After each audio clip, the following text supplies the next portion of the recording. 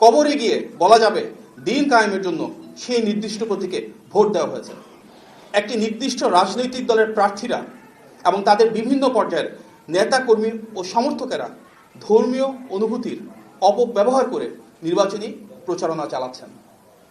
সামাজিক যোগাযোগ মাধ্যমে প্রকাশিত এ ধরনের কিছু পোস্ট এবং ভিডিও আমাদের সবার নজরে এসেছে, যেখানে বলা হচ্ছে তাদের প্রতীককে জয়লাভ করানো মানে নিজের ঈমানকে জয়লাভ করানো এবং জান ও মাল দিয়ে সেই প্রতীককে জয়লাভ করানো ঈমানের দায়িত্ব। সব মশার বিরুদ্ধে সুরক্ষা দিতে এলো বসুন্ধরা এক্সট্রিম অ্যারোসল, মশার বিরুদ্ধে এক্সট্রিম সুরক্ষা। বলা হচ্ছে যে দুঃখজনকভাবে বলতে হয়, কবরে গিয়ে বলা যাবে দিন কায়েমের জন্য সেই নির্দিষ্ট প্রতীকে ভোট দেওয়া হয়েছে।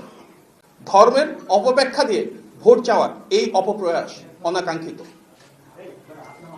এটি দৃশ্যমান যে ধর্মীয় বিশ্বাস ও আবেগকে ব্যবহার করে দেশের ভোটারদের প্রভাবিত করার যে চেষ্টা, সেটি নির্বাচনের স্বচ্ছতা, নিরপেক্ষতা, অবাধ ও সুষ্ঠু পরিবেশকে মারাত্মকভাবে ক্ষুণ্ণ করছে।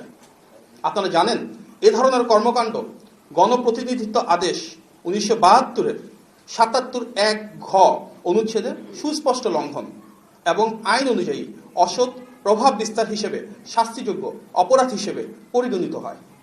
তাই আমরা দ্রুত কার্যকর ব্যবস্থা গ্রহণের দাবি জানাচ্ছি।